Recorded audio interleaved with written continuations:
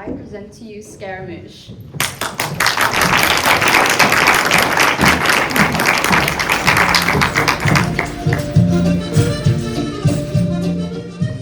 Another? Wait a minute. Those costumes there, are they real? As real as any costume can be real. You were on the stage? You see that poster? You are a philosopher. A realist. Costumes are disguises. Therefore, how can they be real? You see that poster? Quelle belle femme. Oui, madame. Quelle belle femme. She is you. The wine, she infringed age. We humans are not so lucky. Excuse me, Oui, madame. A table. that depends. I'll vouch for the wine. Are these the remnants of the Binet troupe? Oui, madame. But how did you know? I have my sources. What business do you have with the Binet troupe? Could this be? No, I think not. Whom do you seek? Scaramouche. Scaramouche! I've not thought of that devil in a very long time. You knew him? I am Leandre, and this is Climane, But alas, there is no Scaramouche. a casualty of the revolution. Last seen racing from Paris, years ago. I would like a table. The choice is yours.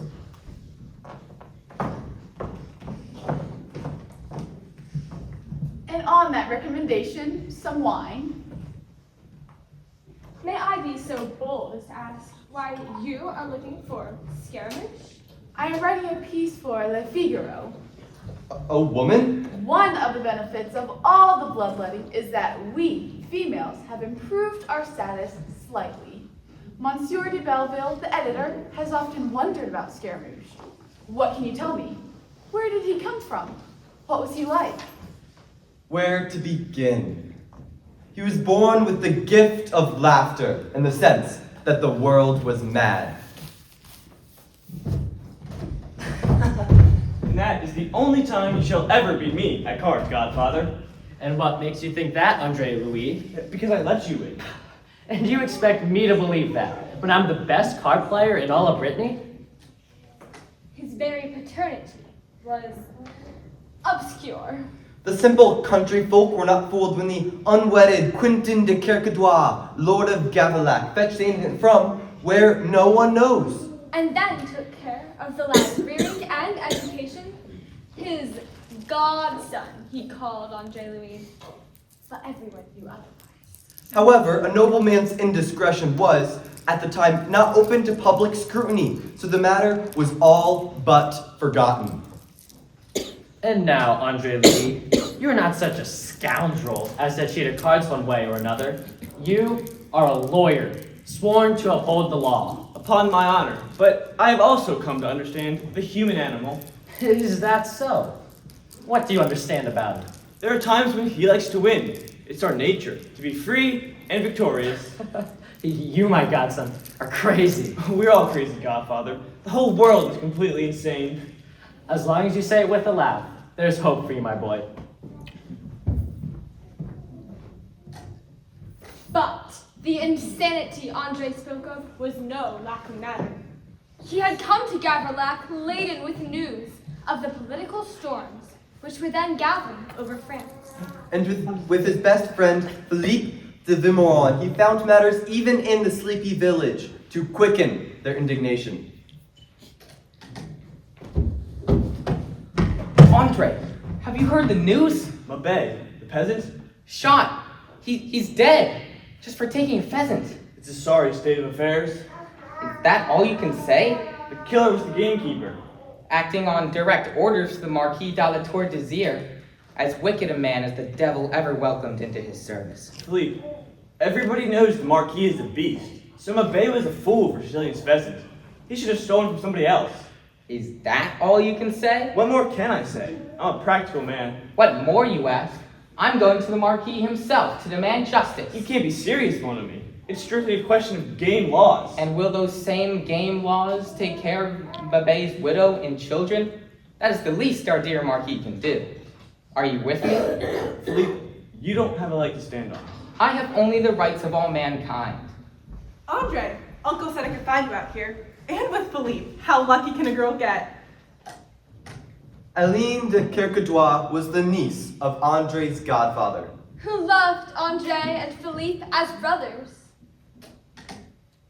Aline, you're a joy to behold. I thank you, Philippe, but you appear upset about something. Philippe is ready to conquer the world. Oh dear, not the feud between the peasants and the nobles again. It will not go away, Aline. Why can't everyone just leave things as they are? A practical solution. For the nobility, granted, but daily the strife of the peasants grows worse, and this new hardness of men like the Marquis is making life intolerable. What does the Marquis have to do with this? He killed a poor man for filching a pheasant. To be technical, his gamekeeper killed him. Either way, that's a terrible sentence for such a small crime. Well, I'm glad you have the sense to see it. I see it as well, Philippe, but I also see the side of the law. The Marquis had every right to kill a The poacher. law itself is evil. There are ways of changing the law. For the people, it's a laugh. I didn't mean to be humorous. I'm sorry. But there is no effective way except perhaps direct confrontation. Are you with me, Andre? Where are you going? To the Chateau de Gavrillac to spit at the Marquis in person. You wouldn't dare. Philippe! Justice must be served. Andre, you must keep Philippe in control or he may offend the Marquis. I suppose he may. But that certainly wouldn't help his career. Philippe is a divinity student. I doubt if the Marquis has any influence on divinity. Be careful!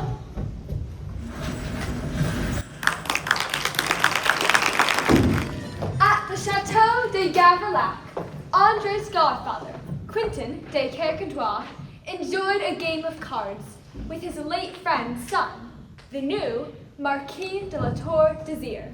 Unaware that within moments their lives would change forever.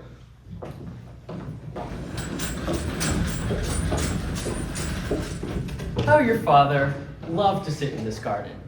It always seemed to revitalize him. Even now, I can sense his spirit more here than anywhere else. You were the best and possible friends in the nation of Kirkoudois. So, Andre has returned from Paris. Full of tales of tormenting clouds of dissent amongst the people. The people. But, mon ami, there are more of them than us. And not as many as them as cockroaches. Gervais, you must not talk like that. There is something to be said about treating all people right, not just those of our state. Oh, Quentin, you are far too rustic for your own blood. I've seen you working in the fields, hauling buckets, planting crops, working next to peasants. That type of behavior does not give any of us a good name. I'm not looking for a good name. I just like to get my hands dirty once in a while. It's good for them, and for my spirit. How terribly quaint. Monsieur le Marquis, What I'm is it? afraid we've got a bit of a problem. What is it, de Chamberlain? Another hothead. Send him away. This one says he knows you. Who is it? I don't know how to be discreet, Monsieur le Marquis. Can you just whisper it into my ear? Oh, if you like, of course. I can take my leave if you'd like, Gervais. No. You'll find this interesting. Allow him to come here. If you say so, cousin. Do as I say, Chamberlain. Apparently, the political unrest has fermented a lot closer than we could have thought. You know this hothead? One of them. Your godson. Andre, what are you doing here? Accompanying Monsieur de Vimeron. And to what do we owe the pleasure? 'Tis no pleasure, Monsieur le Marquis. And to what do we owe this intrusion? I have come to plead their cause. Whose cause, Andre? The widow and the children of the unfortunate peasant Mabey. I'll be gone from here. I have no time to waste on thieves or their unfortunate prodigies. Sir, you have committed murder. Monsieur de Valmorn, how dare you? Oh, Quentin, it's all right. His head's harder than a fever. Should I say, fervor? He's not thinking clearly. I am thinking clearly, which is more than I can say for the rest of you. Monsieur le Marquis was well within his rights of having that callous thief, Mabey, shot for stealing a pig. Pheasant. Pheasants. The law says so, and I'm sure Andre Louis understands that. I haven't praised my friend on that point, but he is still adamant. The law is unjust. You have done an infamous crime, Monsieur le Marquis. With rank comes privilege. I could do nothing infamous. Only the dregs can be infamous. I beg to differ, sir. Your rank makes the crime all the more infamous. How dare you? Philippe, allow me. You who have everything, who oppress the people under your hard thumbs, can afford more generosity and compassion than anyone else.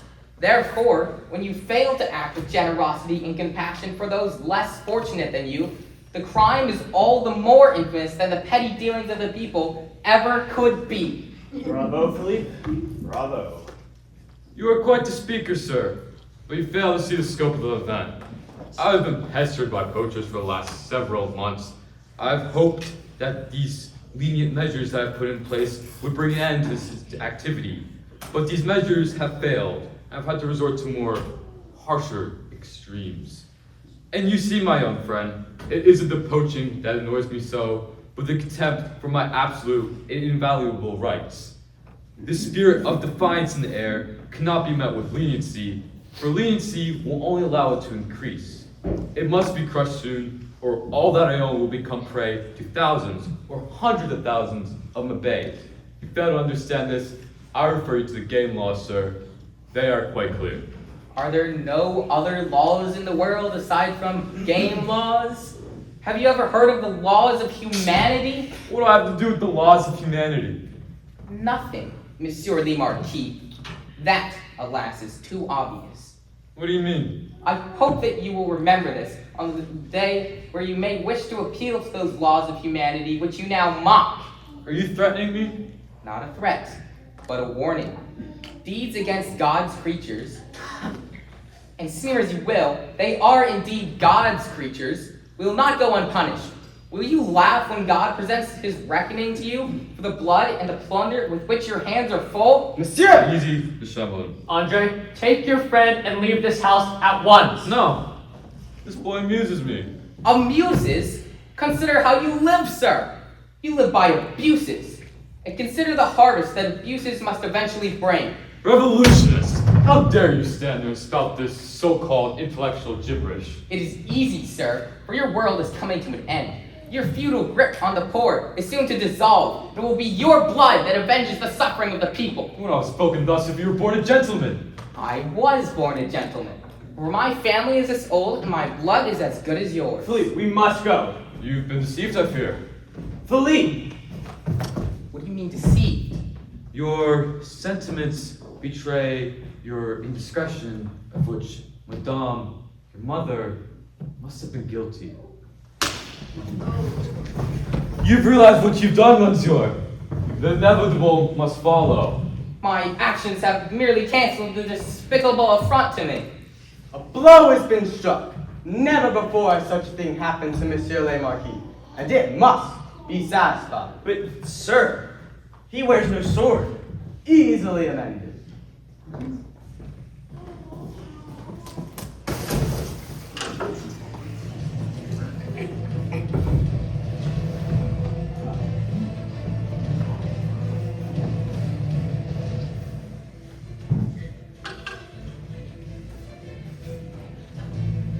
Ah, like his revolutionary brothers, this one fails to back down.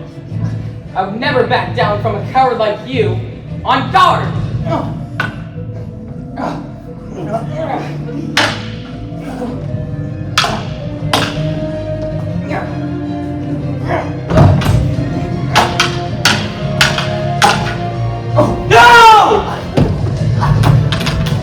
Philippe! You killed him! Of course! Andre! Come back, you cowardly murderer! Make yourself safe by killing me too! It's against my principles to fight children, my enfant. You've killed Philippe out of fear! You vile, witless fool who knows nothing of humanity, only how to dress nicely and powder your hair. And oh, yes, how to handle a sword against boys and priests. Kill me now, Monsieur le Marquis, or I shall hunt you like a dog! Andre! You don't know what you're Throw saying! my sword! On guard.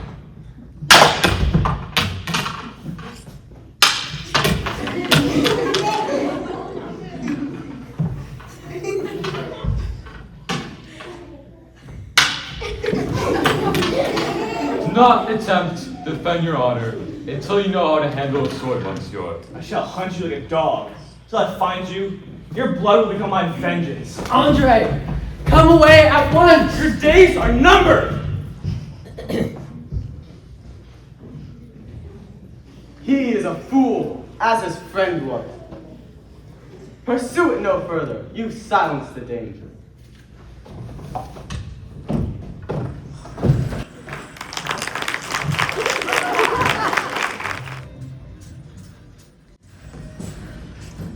But had Monsieur le Marquis a crystal ball, he would have soon seen that his cousin's words were hollow. He had not killed the danger, he only increased it. For although his godfather fervently wished his godson to approach the Marquis with a sincere apology for the terrible affront, Andre Louis refused. He even failed to bid farewell to his godfather as he left for Nantes to seek legal recourse in the death of his friend. It is doubtful in his state that he even saw the tears in Aline's eyes as he announced his intention to speak with the king himself if he must. But the king's lieutenant was as far as Andre got in the Salle de Pas Perdu in the Palais de Justice in Nantes.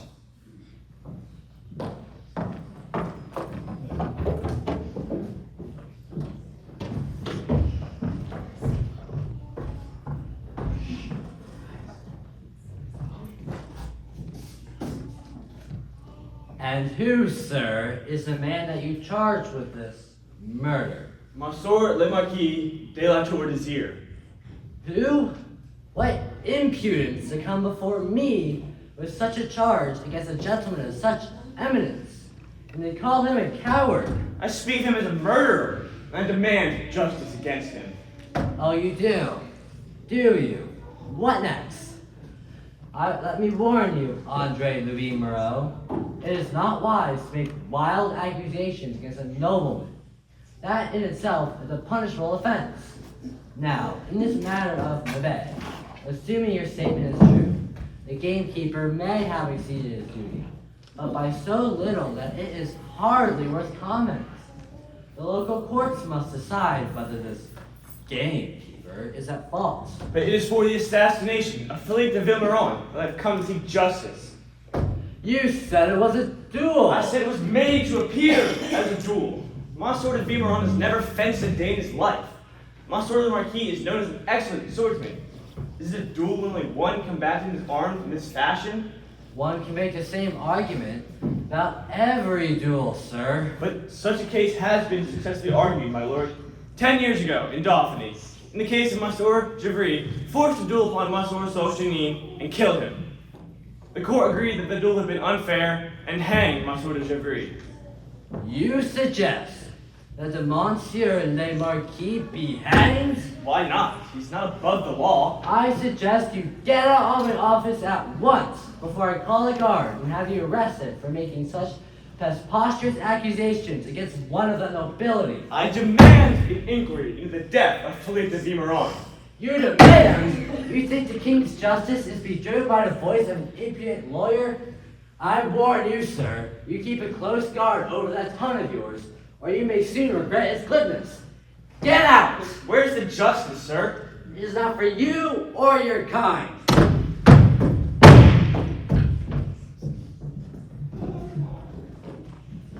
Moreau, Andre Louis Moreau, Chevalier? what brings you here not? Quest for justice. From the expression on your face, I take it was denied. It wasn't even considered. You spoke then with Monsieur de Letiguier. I may have well spoken to a pillar, a wall, floor. It is for us to seek justice where we can find it. What do you mean? Look here. Look out this window and tell me what you see. A crowd of people filling the square. Look at their faces, their expressions. They're angry. That's obvious. They are regular. What's happened? A student has been shot dead not far from here. He was doing nothing more than telling the truth, but it annoyed the nobility, and so his body still lies at the base of the statue and is standing there. Look at them. They're waiting for someone to lead them. You speak. You are the most eloquent in literary chambers. Ah, but you, my friend, you have passion.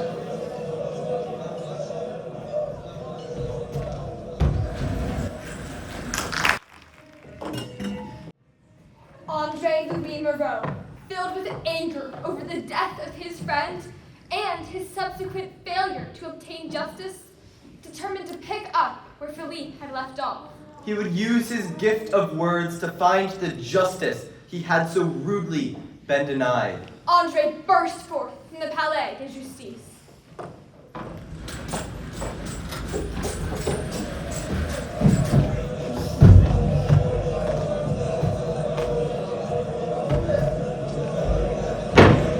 Citizens of Nantes, the motherland is in danger. Shuddering in horror at the vile deed perpetrated here and elsewhere, my voice demands to be heard. You have all seen murder done under your eye, murder of one who nobly, without any thought of himself, gave voice to the wrongs by which we are still oppressed. Fearing that voice, the oppressors sent their agents to silence him in death. Come down at once. They'll murder you if you don't. Let them. I stand here at their mercy. Let them add my blood to the blood that will soon rise up and choke them all. Ah! Get down! No. Let that man go. What does it matter if one assassin more? It's a sign of their fear and cowardice. I am here to demand vengeance for the blood that has been spilled. For it is clear, we cannot seek justice in the Palais de Justice, is it, Monsieur de Letiguier? He administers law favorable to the nobles. After all, 1 million Frenchmen are inhabitants of the privileged class. They compose France. They are France. For surely you cannot suppose the remainder to be anything that matters. The 24 million souls are nothing but servants to the privileged. Seeing their privileges in danger of invasion, does it surprise you that the dispensing of worldly justice be placed in the hands of these Letiguier, men without brains or hearts? For if true justice were dispensed, what would happen to the privileges? The privileged intend to continue their ride roughshod over we, the people. But my friends, we are 24 million. They are far, far fewer. The wolves, roaming singly through the jungle, were weary of being hunted by the tiger. So they banded themselves together into a pack and went a-hunting the tiger in their own turn. The Letiguier of France do not understand that, but you do, don't you, mes amis?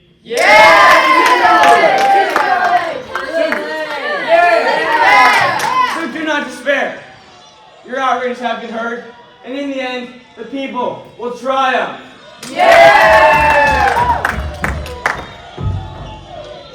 Never did I realize your abilities, my friend. They're like sheep, aren't they? The people? So easily led. I'm afraid you're right. Was it any wonder the nobles had so easy a time of it? But with men like you, Perhaps Philippe didn't die in vain after all. Andre! Excuse me, Chapelet. An old friend. meet me at the cafe later. We can plot our next move then. You heard? You're an eloquent speaker, Andre. I must do something for You Philippe. can think of something more positive than risking your life. Someone shot at you. Which means I struck a nerve. And I intend to strike that nerve again and again till the Marquis and his kind are eliminated from France. You can't mean that. My whole heart. Even your own godfather? If he continues to support the Marquis, absolutely. You're without heart. This is a battle of the intellect. There's no room for heart. I wish it were otherwise. What do you mean? Andre, I came here today to bring you news. The Monsieur le Marquis has asked for my hand in marriage. What? He's asked me to become his wife, Andre. That's out of the question. It is it? He's a swine, a vile beast. Perhaps I don't share your opinion. How can it be otherwise? Easily. I see a dashing, handsome man born to wealth and privilege. Wealth and privilege, those are hollow words. No, Andre, only to you and the dregs of society. They matter greatly to those who matter greatly. Aline, how can you stand there? Philippe Warren is great, saying such things. Oh, Andre, can't you understand that I must think of myself? I must make a match for myself. And the Marquis so far has been the only man to offer me his hand. I know what you say about him may have a bit of truth in it. A bit? But I am defenseless in this world. Yes, we're all defenseless. You have no option but to marry or enter a convent. And you? I have no option but to seek vengeance and justice. But if I marry Monsieur le Marquis, will that make no difference to you in your quest for vengeance? It will only make you stronger. Andre, you frighten me. I'm sorry, mademoiselle, but that is the way it is. What, by the way, have you told Monsieur le Marquis? I doubt that it would interest you. It doesn't. I have not answered him yet. Then there's hope in that. Hope for who? You. Andre! Andre! You must hide! What has happened? Monsieur de Letiguer has issued a warrant for your arrest. Oh no! He was so infuriated with everything you said about him that he's ordered you hanged for treason. Run, Andre, get out of knots! I won't be much good to anyone at the end of a rope, will I? Hurry, Andre! The guard approaches! Aline, I trust you'll make a wise decision.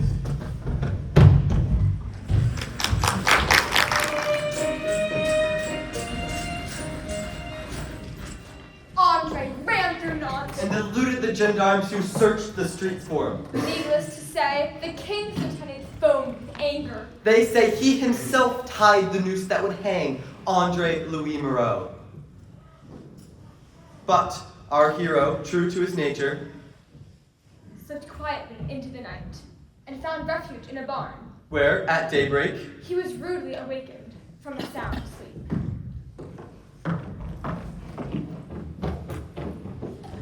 Oh, Leandre, my dear, I shall know no peace until we are safely wedded. Not until then shall I count myself out of his reach. And yet, if we marry without his consent, we will make trouble for ourselves. My dear Clement, you are wrong to despond. You must have faith in me and the friend who I was spoken, for I have a plan, and he shall be in at any moment. I'm afraid we're too late. I am to marry the Marquis de Soufridelli tonight. He arrives here at noon.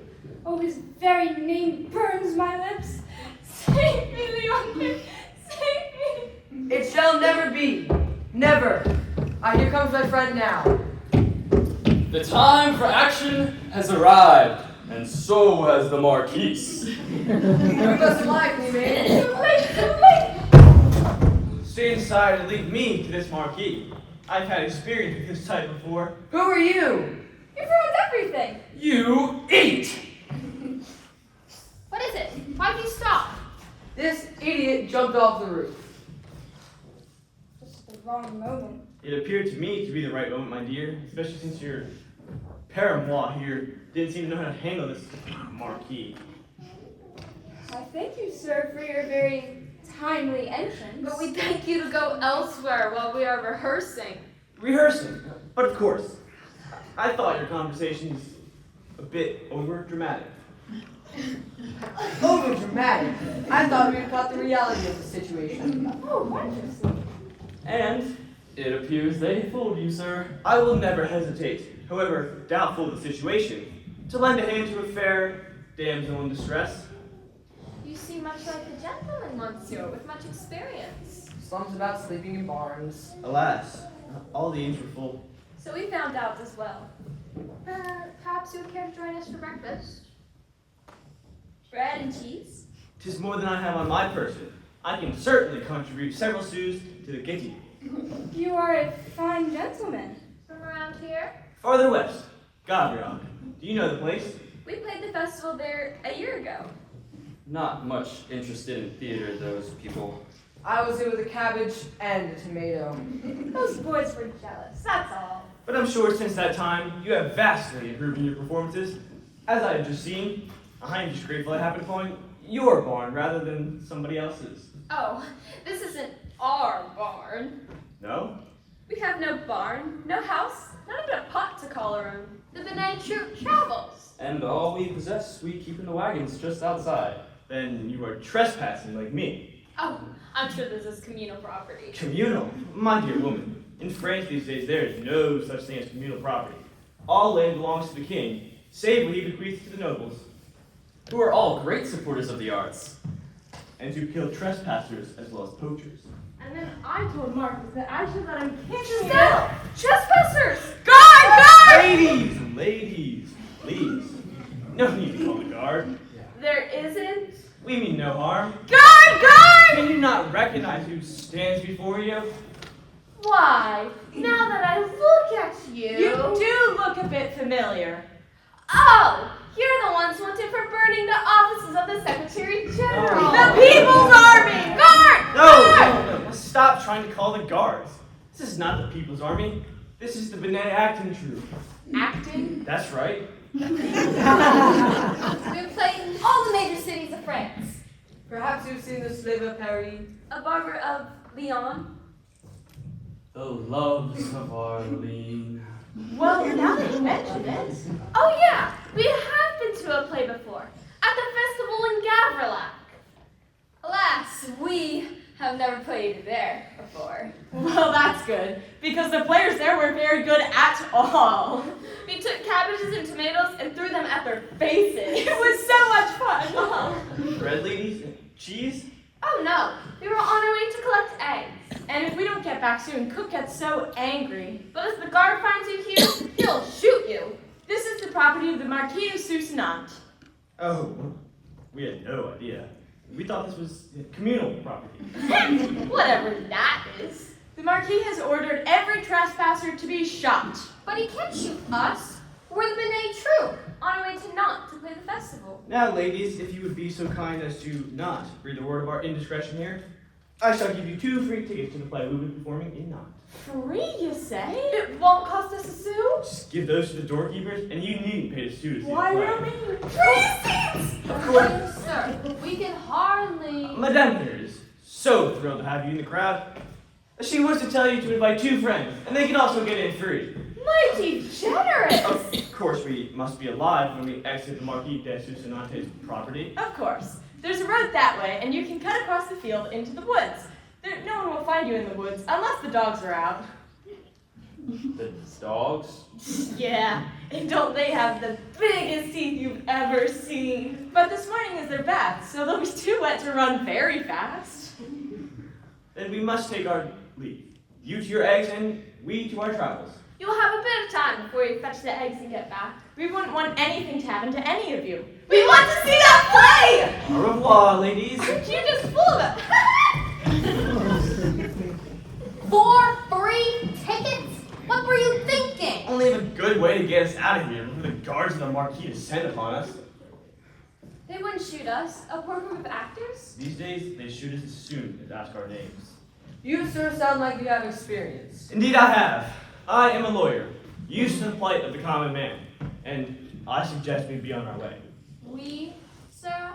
Are you also an actor? I am what I need to be to survive, my lovely.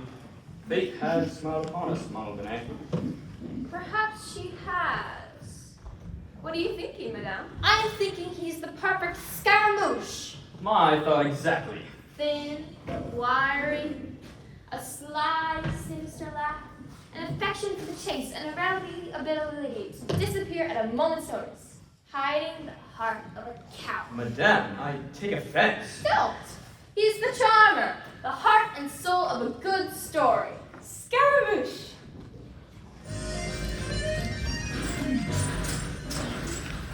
Andre ran through Nantes.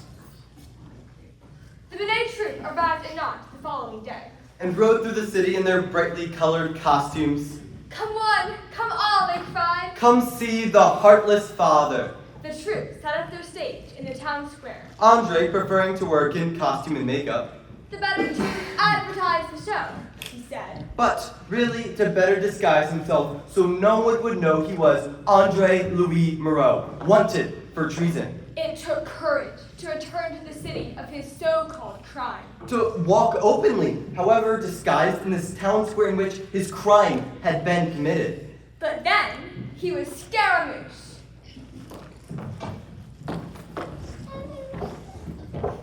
I could cry 20 seats ago. We can't pay our bills like that. At least it is their cabbages. But I thought, Madame, that the crowd was no more than you expected. It wasn't, it isn't. It's what we get. It's what we must be happy with. Why? Because, my boy, it is the nature of our business. But isn't the nature of our business to fill the house, entertain, make the people want more? If only we could. But why can't we? Oh, and who are you? The voice of experience? You have never been on stage before in your life, and that is for certain, Monsieur l'Impostor. What would you know of it? You have, Madame Benet, struck upon the truth. I have never performed, nor set up the stage, or the lights, or done any of the things I've learned to do in the past few days. There's one thing my senses tell me, and that is the Benet troupe can be one of the finest acting troupes in all of France. Perhaps even all of Europe. You flatter me. Tell Tell me more. I beg you to take no offense, madame. Of what, Scaramouche? The problem, I fear, lies in the story. The story. The heartless father is one of our finest. I feared as much. You do not like my writing. Oh, madame, if the world were ready for your writing, we would all be the better for it. How he lets her down. Mama, hey, he's a villain. I love your words. And I love you, Clemane. You are outnumbered, Scaramouche. Perhaps this time you escape with what little of your life remains. Madame, you must hear me out. These people you attempt to appeal to are very simple folk. They have very simple tastes, and their tastes run to subjects other than what you present before them. What do you suggest? We borrow, steal, patch, and paste. Borrow and steal from who? Every author that has ever written, and then we... Oh.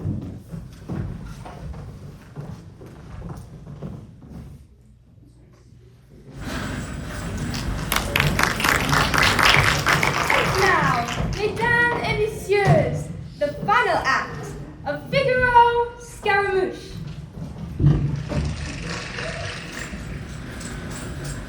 You shall say nothing, girl. But my lord, you frighten the lady as you frighten me. That's how I like it. I rue the day I begged my mother to enter your service. You are a better woman for having come into my service than you would have ever been interested in that hovel in Britain. Oh, that I could see that hovel once Perhaps in death you will. again. No, sir, spare me. There is no lady in that tower. Do you hear me? There is no lady in the tower. There's no lady in the tower. Worthless baggage.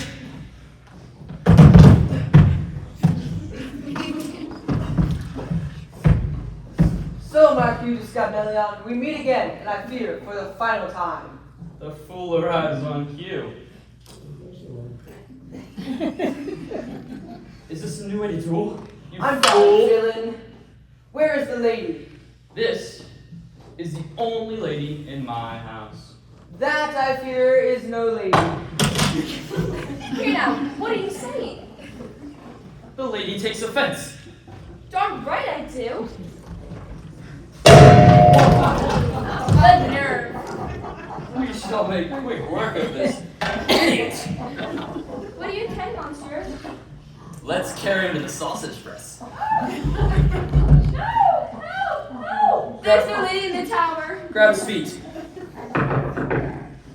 that? Go see. There's no one here, my lord.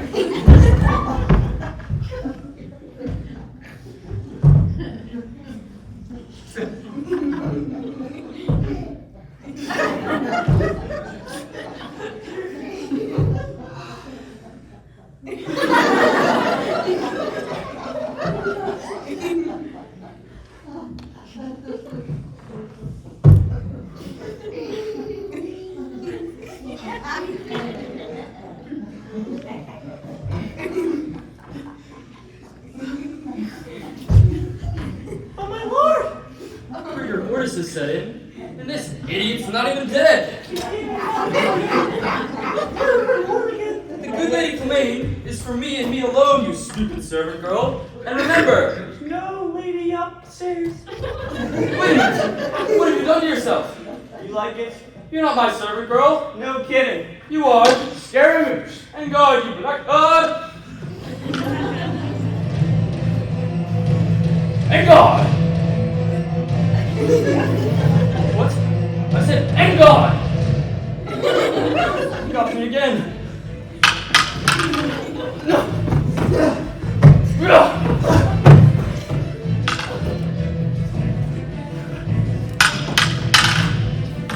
Oh! Oh! Oh!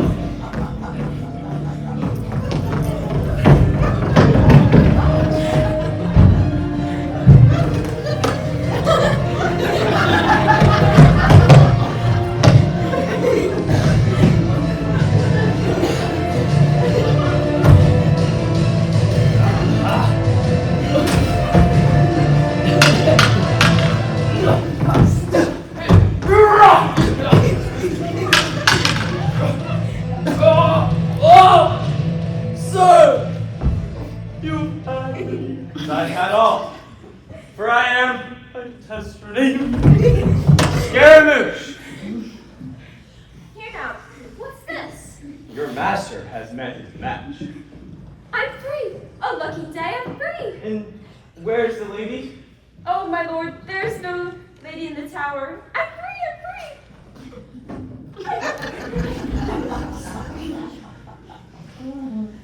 Sir? Sir? Do your ears no longer work, sir?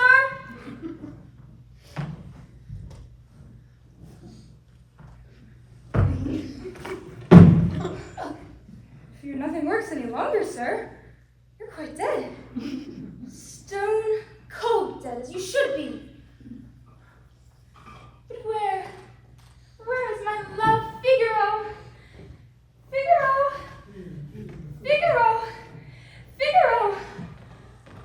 My lady, have I died and gone to heaven?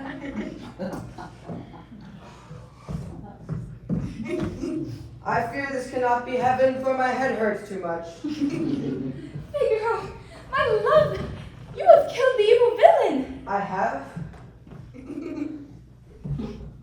I have! I slew him with the sword. Such courage, such daring. There's nothing I wouldn't do to secure your hand. Oh, why don't you just take all of me? You mean it? I said it, didn't I? And I'm a girl of her word. Come, Clemente, let's meet our destiny. You all right? Never better, my love. Never better. Their happiness is assured, thanks to Scaramouche.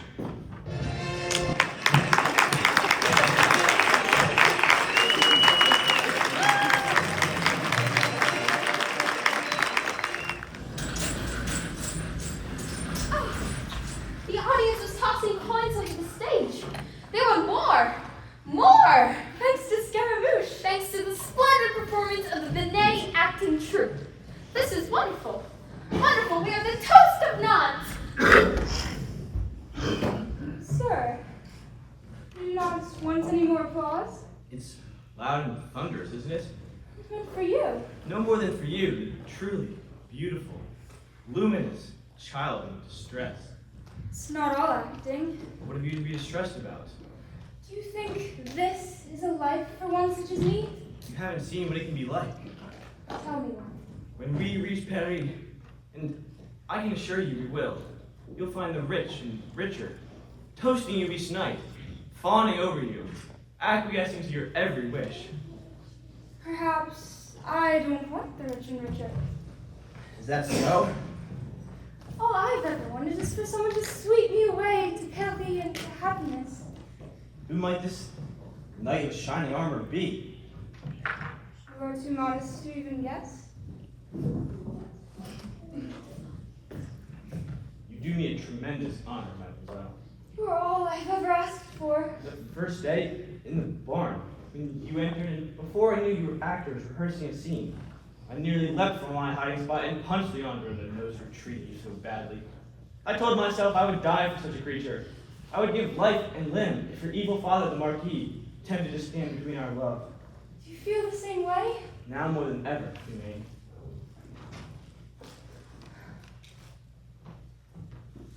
The moon. It's beautiful and bright. Clemente, if you feel for me as you say you do, and I the same, would we be fools not to marry? Fools of the most foolish kind. Shall I speak to your mother then? Will you, Scaramouche, will you? She comes presently. Wait upstairs. Excellent, Scaramouche. We have done better than we ever have in the entire history of our company. I am glad, madame. 20, 30, 40 sous. Madame, there is something of importance I wish to ask you. 5, 10 livres. Clemente and I, we are in love. It is nothing but the intoxication of success, my boy. We wish to be married. 15 livres? We shall drink Burgundy tomorrow. Did you hear me, madame? You wish to marry Clement. With your permission. And what do you bring to her, Scaramouche? A face without a name, a man with no background or breeding, a man with no money. But you've seen how we prosper. I felt the entire nation would do better than ever before.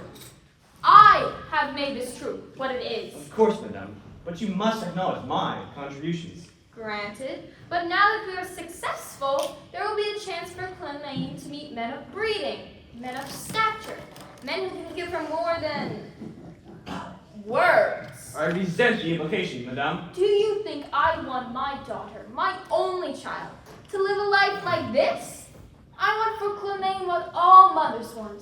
I want her living in a chateau, wife of a marquis, a woman who speaks well, who dresses well, who knows all the best people. You think then that I am not the best of all people? What can I say?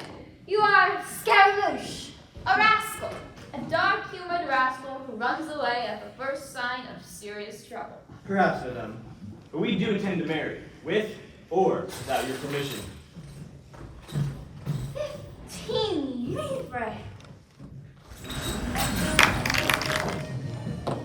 The Benin troupe, as predicted, moved to Paris. where they played an engagement at the Comédie Française. Their success was complete. And the troupe drank Burgundy every night. Following the performances, adoring fans filled the green room. Where the biggest crowds formed around the beautiful Climene. At first, her eyes were only on Andre. But gradually, as Leandre already knew, they began to fall on men of substance, wealth, breeding.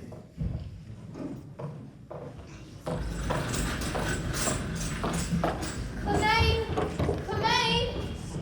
Oui, Mama. You have had a special visitor who has seen the play every night this week. Who, Mama? Monsieur le Marquis de la Tour d'Azir. Here she is, Monsieur le Marquis. I am honored, my lord. Oh, my dear girl, there is no need for that. It is I who should bow before you, whose performance was as luminous as the sun itself. Merci, Monsieur le Marquis. And who is this? Your niece? This is Mademoiselle de Courtois, a very dear friend. We have enjoyed your play for the last 5 performances. There's always something to admire. You are too kind, Monsieur le Marquis. Perhaps, madam, you would care for a glass of Burgundy? In a while, perhaps. I think I see someone I know. Excuse me, Monsieur Scaramouche. I feel I must compliment you on your brilliant performance. Thank you, mademoiselle. I can't help thinking you remind me of someone I know. Indeed, friend or foe. I hope a friend. A friend I think of very often and wonder what ever became of him. He's disappeared then. He is wanted by the government for treason. A dangerous situation. He must be in the sky somewhere. Oh, he would be very clever to do that. Oh, he's quite clever. And you, mademoiselle, have you ever been clever? What do you mean? Have you come with your husband? I have no husband, sir. Just an escort who seems to be far more interested in the heroine than me. She's an enchanting creature. I'm afraid the Marquis will find her too enchanting. She suits his taste. But she's spoken for. I see. She used to be married. Lucky fellow. You might know. What's his name? Scaramouche.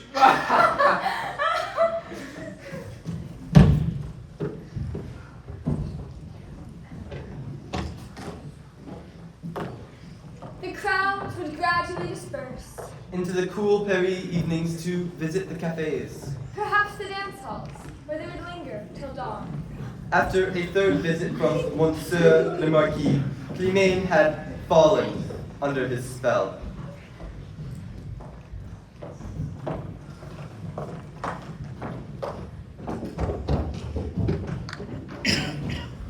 His eyes were filled with desire tonight, Clemaine. I know, Mama. And guess what? He's asked you to marry him? Almost. He wants me to come with him to a chateau for the His weekend. chateau! There you can work your wiles. Isn't it wonderful? Every girl's dream, my child. Let me help you pack. No, just watch for his coach. I mustn't be late. He hates tardiness. Very well. And take my perfume. My best. Oui, Mama. Don't go, Climene. Oh, you heard? Your excitement carried. It's an opportunity I can't pass up. Opportunity? The Marquis de la Tour d'Azir will ruin you. Never. He promises me wonderful things. Not like Not like what? Clemente, have you forgot we're gonna get married? I've not forgotten. Did you go off with this beast? I'll not have you saying such horrible things about him, Scaramouche. He is a beast. I've known him all my life. He's caused nothing but pain and hardship. Because you are a peasant and you got what you deserve. How cruel. Truth must be faced. Monsieur le Marquis is a man of breeding. He is a man of privilege. Is it so wrong I wanted to lighten you? Yes, it's wrong. For a while I've forgotten how wrong it is. Breeding, privilege, the sins of our time. You talk like a revolutionary. Yes, it's how I feel. Dangerous feeling, sir. Not a feeling I care to attach myself to. Now, if you'll excuse me. Clemente, for all that's good in the world, don't go. That's exactly why I'm going, Scaramouche. Out of box. Clemente. So like the lower classes, Scaramouche. You never hold on to something you can't have.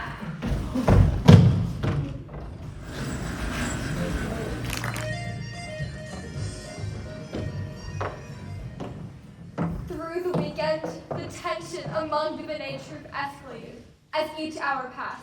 Madame Benet soon regretted her encouragement, Leandre's anger and disgust grew, but no one was more distraught than Scaramouche. who said nothing, but whose very body betrayed his disillusionment.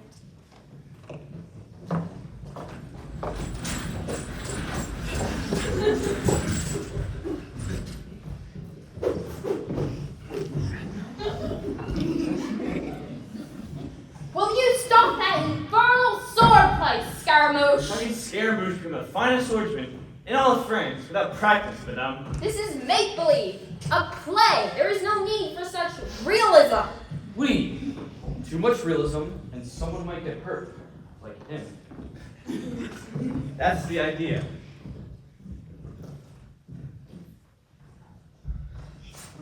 And look what the cat dragged in. I'm returned. Just in time, my dear. We must prepare. I cannot perform tonight. And why not? I cannot. Child, we have no one else. You must go on. Our reputation is at stake. Those of us who still have our reputation. Retract that, sir. My apologies. I see our wayward member has returned. A good thing, too. We have a full house tonight. Excellent. Everyone, prepare yourselves. Whatever our feelings, they are left here in this room. On stage, we are the Benet troupe. Don't let me down. Tell me, Chanel, is Monsieur le Marquis expected to be in the audience tonight? He has told the box office that he will be there, despite what is going on without him. What is happening? 2 soldiers have been killed by small mobs roaming in the streets. Is no one safe these days? Only we are safe, madame. Those of breeding and privilege face the danger.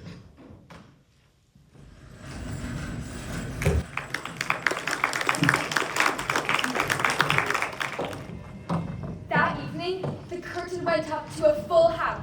Monsieur le Marquis occupied his usual box. Clemente was less radiant than before. And later, some reported the Marquis sneered throughout most of the production. That is, until the end of the third act. Leandre, playing Figaro, met Scaramouche in a lonely garden, there in hopes of saving his true love.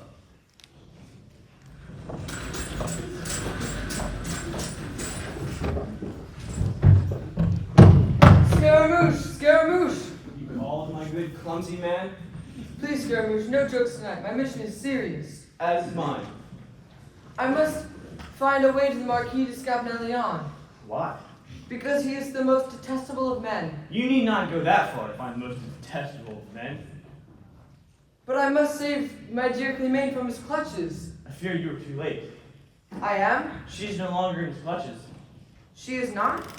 But I thought... She has turned herself over to one far worse than the Marquis de Scapnelion. One whom slays the third estate. One who's called the people's dogs. Scaramouche, I know not what you say. You don't have to say anything. The people will say everything. Where is this villain? He is here, in this theater, skulking up there in the box. Monsieur le Marquis de la Tour d'Azur. You all know the one, I'm sure. He fears many things, but most of all, the truth. He worships the worm-eaten idol of privilege and wealth. He has hopes to insulate himself from the wretched dogs of the underclass by surrounding himself with guards who do his bidding. And they are responsible for the death of the courageous, who've had the zeal to speak up for us all. And for everyone he sends to the grave, 4 more spring up. There's no stopping the truth, Monsieur le Marquis. We are the truth. We are France. We are the people. Long live the Third Estate.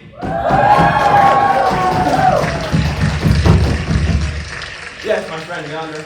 He is here, too shy to show his face. But behind the curtain he stands, willing and ready to crush each and every one who might get in his way.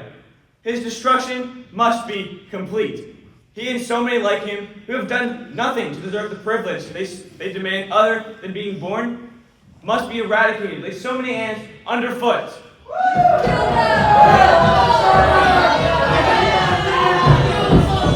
the box! Andre, my friend! You have me wrong, for I am Scaramouche. There's no time for deception. You must come at once. Where to? Away from here. The crowd is dangerous. Just so they deliver the Marquis to the hands of the devil. You cannot help the cause by standing on the stage. Away with us! Madame Legrand speaks the truth. Madame. Hurry, or you'll be arrested, you fool!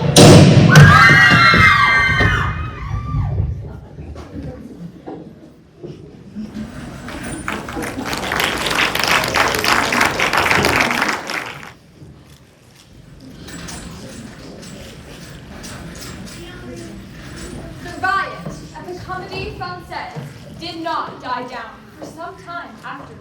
Even after the gendarmes arrived, heavily armed, the people in the pit attempted to scramble to the box that had been occupied by Monsieur le Marquis de la Tourzière. But that clever man had slipped out the window to safety. Andre, meanwhile, still wearing the mask of Scaramouche, was led by Le Chapelier and Madame Legrand to Le Chapelier's small apartment above a patisserie.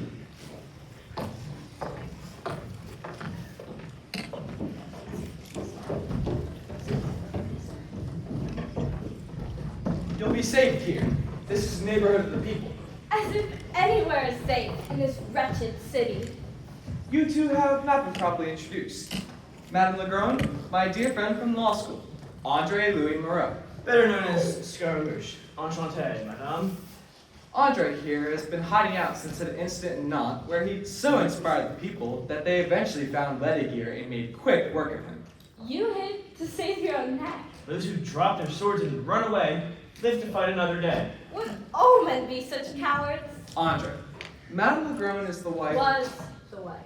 of Pierre Legrand, member of the National Assembly who was recently killed in the duel. Murdered. Pierre was murdered. As sure as we stand here. As sure as I look into the eyes of a coward. Madame, I am sorry for your loss, and I wish it were otherwise, but you act as if I am to blame. You are to blame.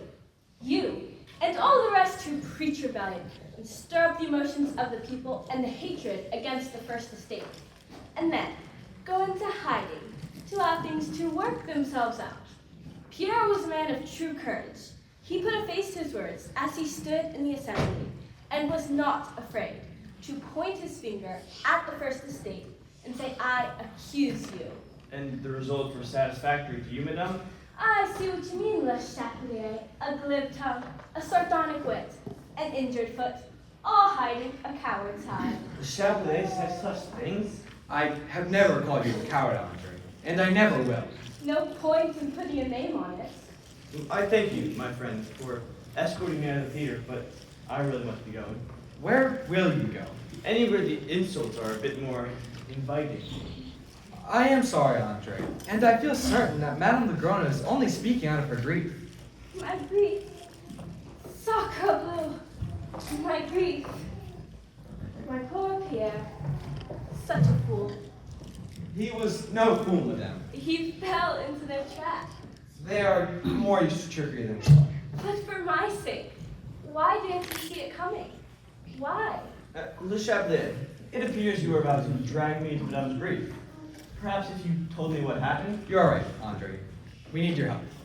You, Scaramouche, are the only one who can, perhaps, tame the monster. I am no dragon slayer. This costume is just that. Costume. My husband was the third outspoken member of the people who was insulted and lured into a duel. A duel against those of such superior ability? The result might simply to murder.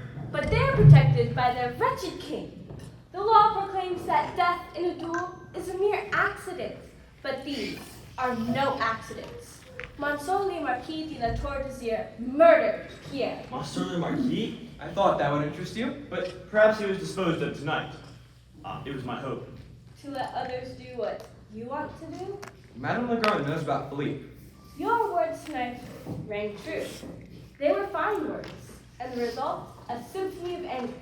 But the eel has slipped away. He is waiting for you, Andre Louis Moreau. What do you want me to do?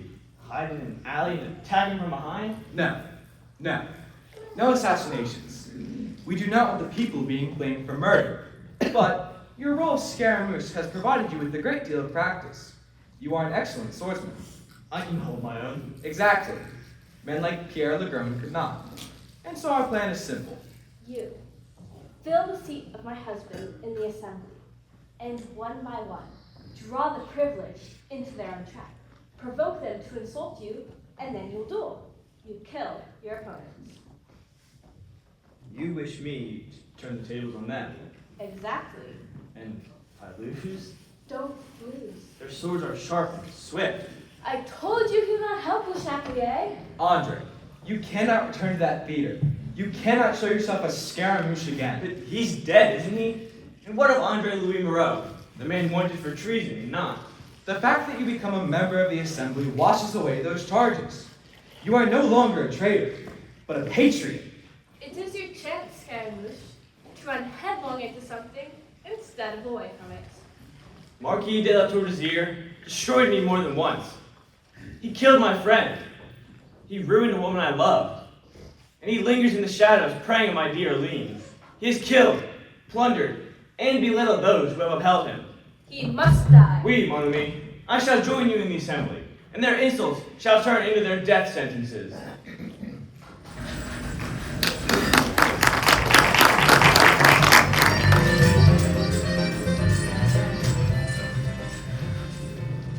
The National Assembly met at Versailles in the Hall of the Many. This body of over 700 was struggling with the problem of how to vote. Traditionally, the nobility, or first estate, had one vote. The second estate, consisting of the religious and clergy, had one vote. And all the rest of the people, 24 million of them, were lumped in the third estate, which had one vote. Thus, the nobles and clergy would simply band together and outvote the people. This is one reason why the people bore the burden of taxes and the oppression from the upper classes. But now, the people, through their growing unrest and spirited oratory, had won a vote for each member. And the question before the assembly today was whether to abolish the hereditary birthright of the nobility.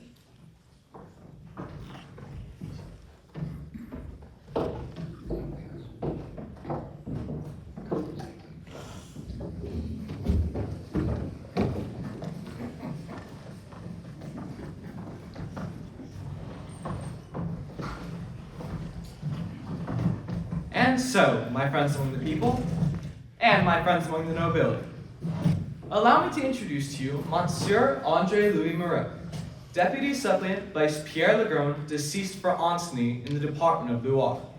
What is this I hear?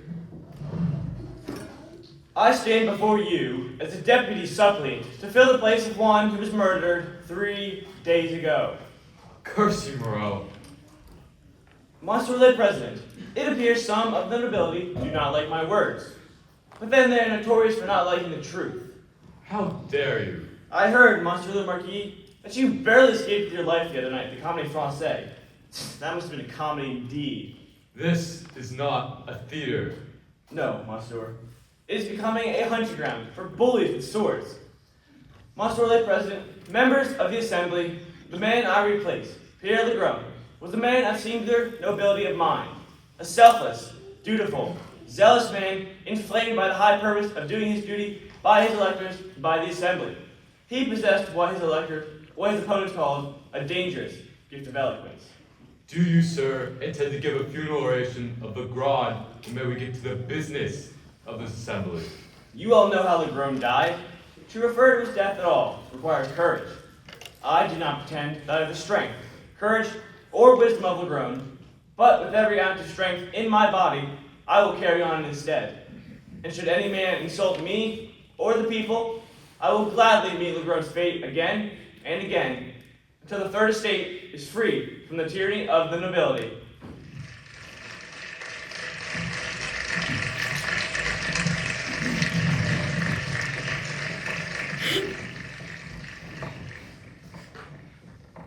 Monsieur le Marquis, something must be done. We cannot tolerate such oration.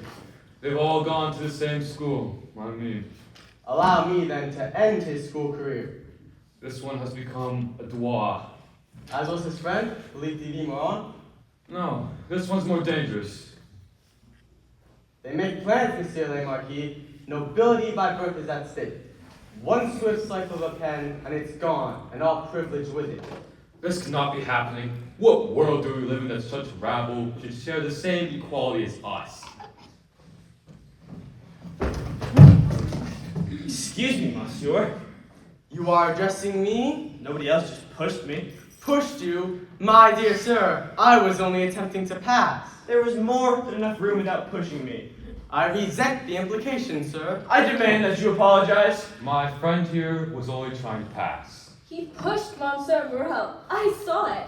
You, madame, are blind with anger, and have never seen anything clearly before. Such offense to a lady shall not go unpunished. Were a lady present? I should agree, monsieur. Monsieur de Chaberlon, retract your comment. This man, Monsieur le President, is making up a lie so as to defame me. I do not have to defame you. You have defamed yourself already. So easy for a scoundrel to speak of defamation.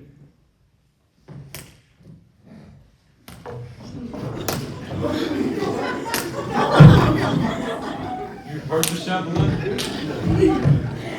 Far less than this gentleman shall be tomorrow morning. Now's the time and place I will be either glad.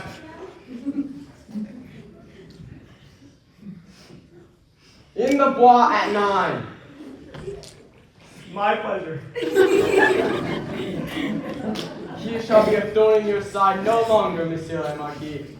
Not when I get through with him.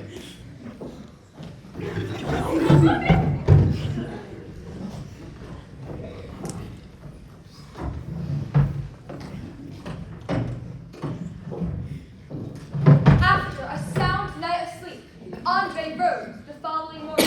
At the appointed time, he met Monsieur de Chaberlon at the Bois de Boulogne. At the assembly, although business went on as usual, The members were awaiting only one piece of news. And that was when Monsieur le Marquis de Despagnour grabbed my son and pulled him up by the collar and told Jacques that if he should laugh again during Mass, Monsieur le Marquis would personally send him to hell. Sacre bleu! What kind of a man tells a boy of 5 such a thing? A man born to privilege, a privilege he has not earned other than by the chance of his birth. It is for us to remove this chance.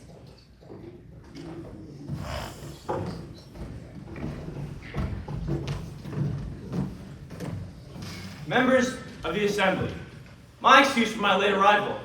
I have been detained by a pressing nature. I bring you also the excuse of Monsieur de Chaberlon.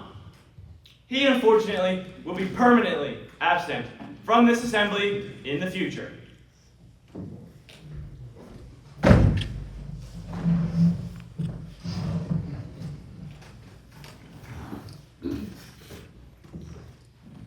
in that first duel, Andre killed de Chaberlon, in part for who he was, and in part for his role in the death of Philippe de Vilmorin.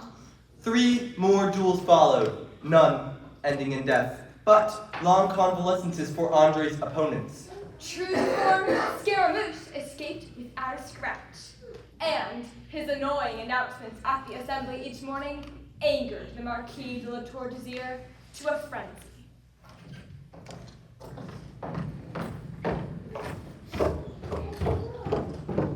Have they had enough?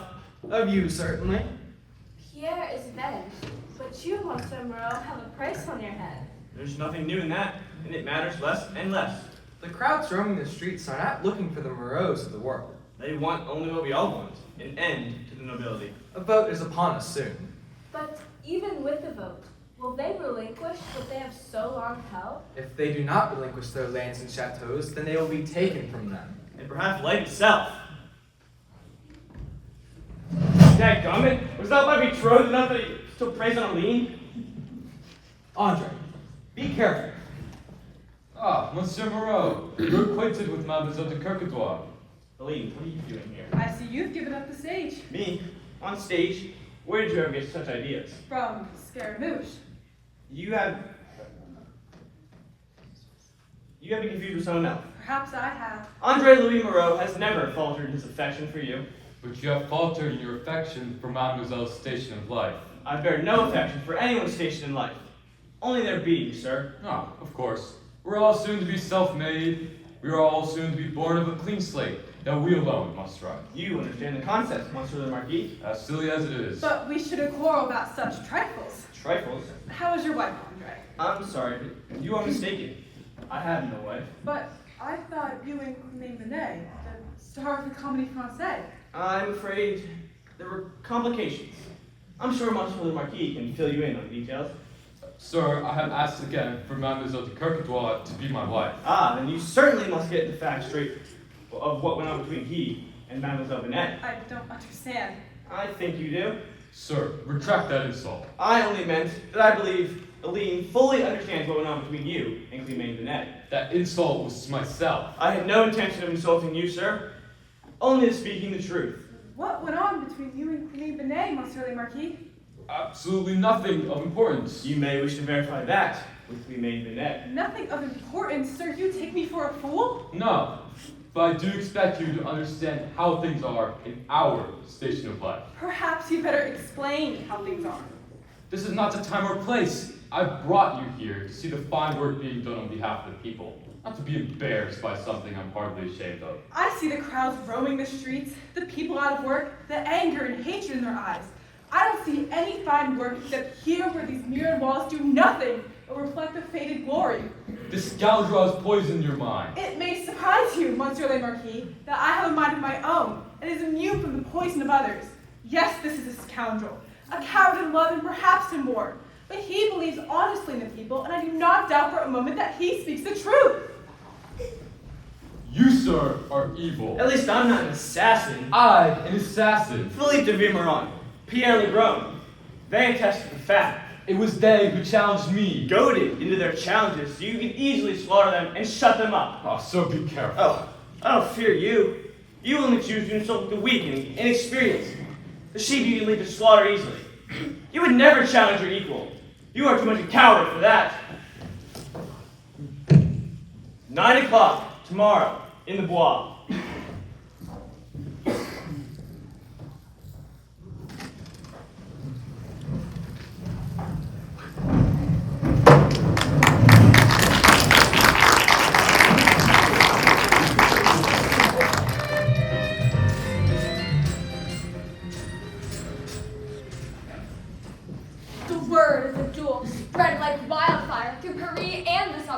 The crowds were already feverish, so the impending battle became a metaphor for the struggle between privilege and poverty. Already, many of the nobles were fleeing Paris, fearing what was to come. Aline, staying with her uncle Quentin de Kercoudois, heard of the duel.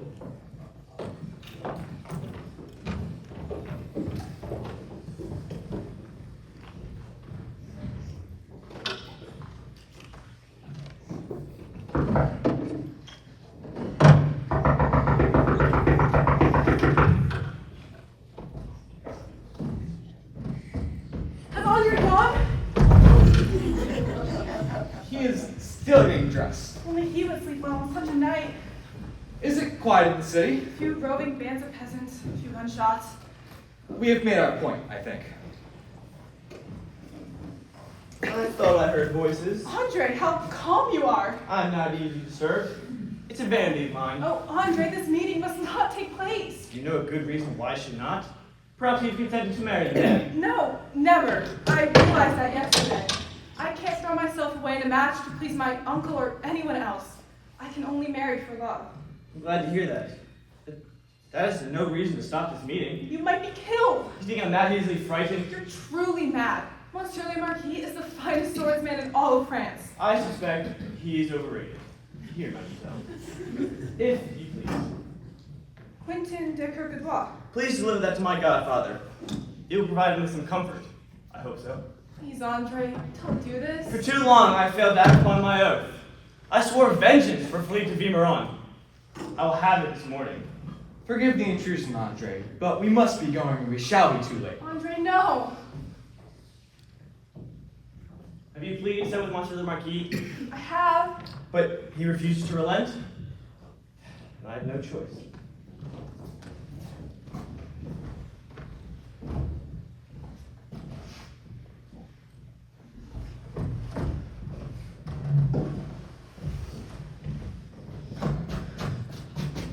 Andre!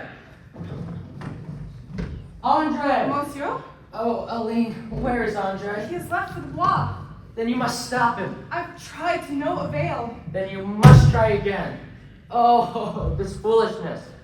Oh, I can't bear. Please, take my carriage. Hurry, Aline. Go, go.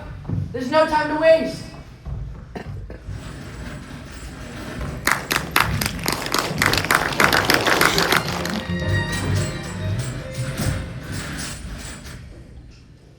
The morning was raw and chilly, But the branches of the trees in the Bois de Boulogne still supported their leaves. but not for long.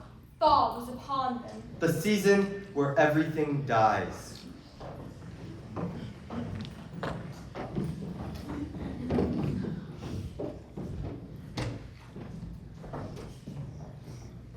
And so, mon ami, no sign of Monsieur le Marquis.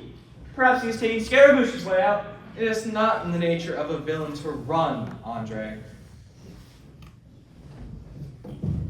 Monsieur the President understands people far better than you, my friend. Which is why he is Monsieur le President. Well, let's be quick about this. The assembly waits for one of us. Exactly. In God, monsieur. In God.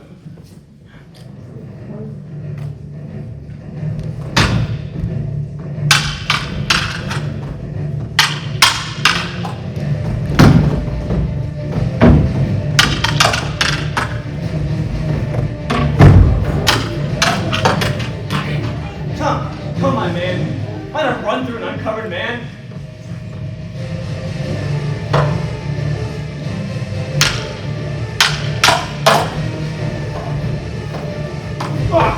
I think you realize how Philippe de Vimeron felt that day at your chateau.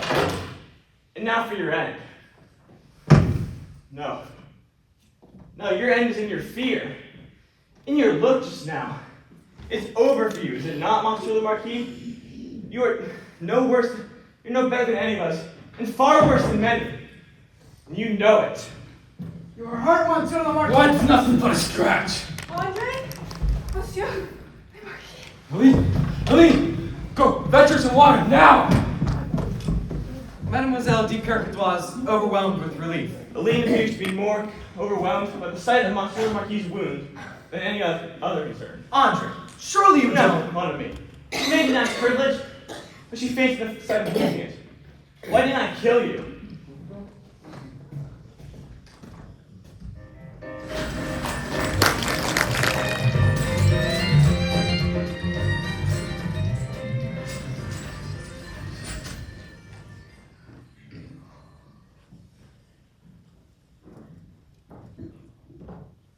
Neither man attended the assembly that morning, for roving bands of rebels made travel difficult. Indeed, they had blocked the road leading out of the city, in the hopes of entrapping all the nobility inside the city. Even after the king had called in the army to keep order, they were simply overwhelmed by the number of members in the Third Estate.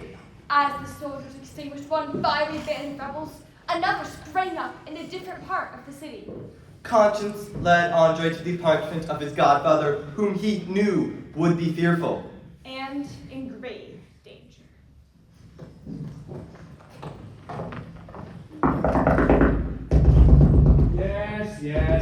Yes. Is Monsieur to go home? And who, monsieur, shall I say is calling? His godson.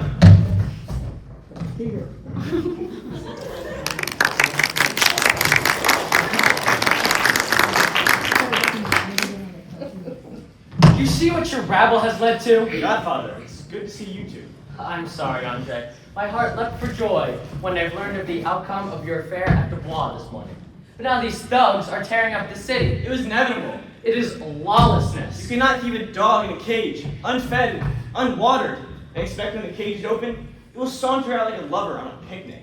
But your fiery words got us into this mess. I was only one voice in 24 million. However, I did not just come here to discuss politics, but rather to get you out of the city. Things will only get much worse for your kind. For my kind? There is nothing, unfortunately, that I can do about your noble birth, Godfather. Then, what am I to do? We must get you to Malone. But the house there is closed up. You must open it as a stopping place on your way to Saxony. Saxony? But I cannot leave my country. At this moment, it is not your country. It's being seized by the oppressed. If you wish to live, Godfather, you must do as I say. Then what of Aline? She apparently has made amends with Monsieur the Marquis, so he will need to take care of her. She has done no such thing. Andre? Oh, Andre, I was so afraid for you. Is that why you fainted at the sight of Monsieur the Marquis' wound? I fainted because I thought at that moment he had wanted you for dead. I'm flattered. Your coolness tells me perhaps I wasted my fears. I'm sorry, mademoiselle. There's no time for warmth. I intend to use my influence to provide you and Godfather a safe passage to Malone.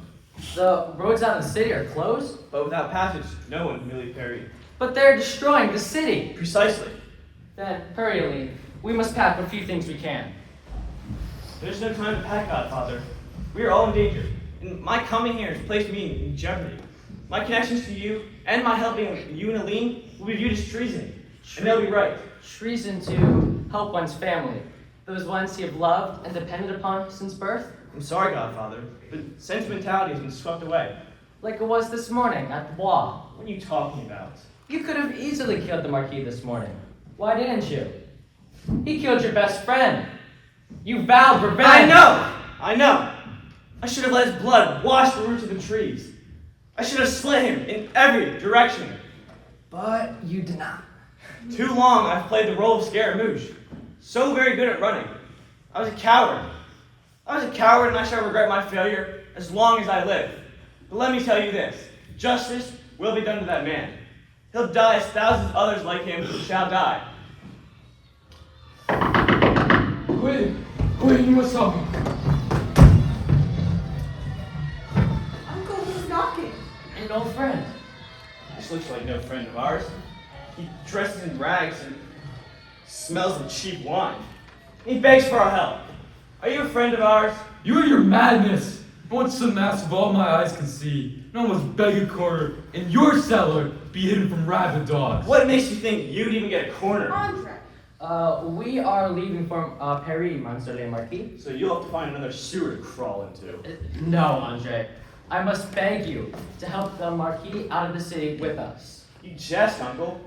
These aren't the times for jesting. I'd rather forfeit my own life than lift a finger to help this monster. You saved his life this morning. Fool that I was. No, you are more than that. What do you mean, Uncle? You did not kill the Marquis for a very good reason. None that I can think of except my own cowardice. No, my son. You aren't a coward. It is simpler and stronger than that. You, Andre, are Monsieur le Marquis' brother. That's a lie! For once we agree on something. I've had no brothers nor sisters. There is little time to argue. Your mother swore to me, Andre, that I would not tell the truth to anyone. But that was long ago, when scandal was the worst thing we had to fear. Sir, you're demeaning of my mother's reputation. She didn't mean it herself. No, Andre. He has the right. Every right. As always. The right to the name, it is true. It is true. You were born to your mother and father, Gervais, and have duly inherited all that was theirs. But after you were born, your father went to war for 2 years. So an indiscretion with a prominent member of court led to your birth, Andre. So I am an indiscretion. Your mother cannot tell anyone you were the son of the Marquis, for he'd been gone too long. So she asked me, she begged me to take you, to raise you, to love you as my own. Oh, Uncle, for all the years the tongues have wagged. I have never once cared what the tongues have said about me. From the moment I've held Andre in my arms, I've loved him as if he were my own. For which I shall be forever grateful. So this note says, if you were to repay my kindness, you would do so. So show your gratitude by saving the Marquis as you do Aline and me. Do you know what you ask? Yes. I watched Philippe's blood run into his flower beds. I watched as he destroyed Climene.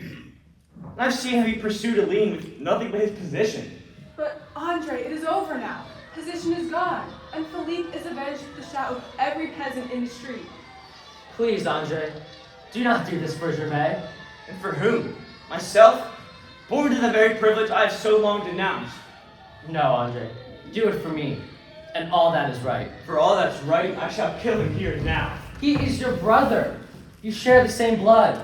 Perhaps that's why you've hated each other so. Isn't it time you shake off that hate?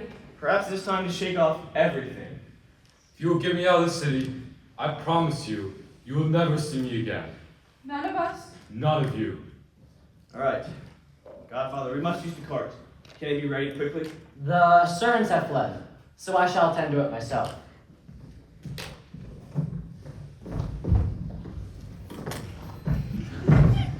Aline, you have bound me to a promise that I now understand. We have never been happy together. I will never see you again. You will find my brother much more suited for you. And despite everything, truly believe he loves you. Goodbye. Is it true for what he says, Andre? For my part, always. My Andre, You don't utterly abhor me? I've never felt anything but love. For me? Or Scaramouche? Perhaps a little of each. Will we make it to safety? Have you ever known Scaramouche not to escape?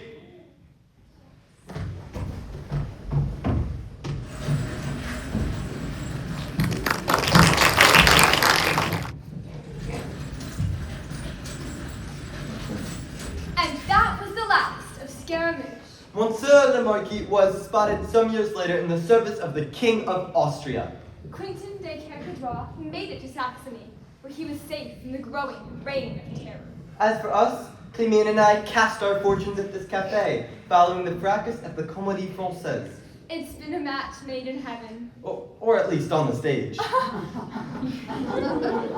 And what of Scaramouche? Of what interest is he to you? I was the peasant girl who, with a friend, found the miniature rehearsing in a barn one day. We knew the Marquis wanted trespassers shot on the spot, but for some reason, he let you all go. I remember now. I have long wondered if we made the right decision. See for yourself. And your Scaramouche? No one has claimed to see him since he and Aline fled Paris years ago. But hear no Scaramouche.